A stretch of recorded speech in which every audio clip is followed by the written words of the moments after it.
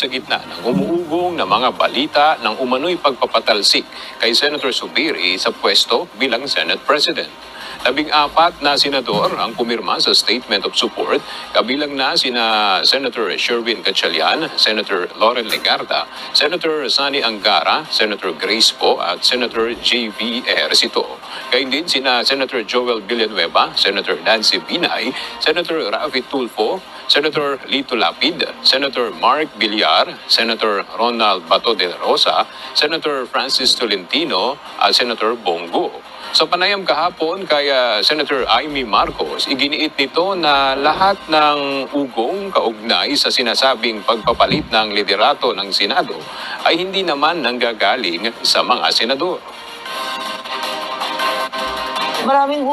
Maraming ugong. Pero lahat ng ugong galing sa Kongreso, hindi sa Senador. Nakakatawa nga eh.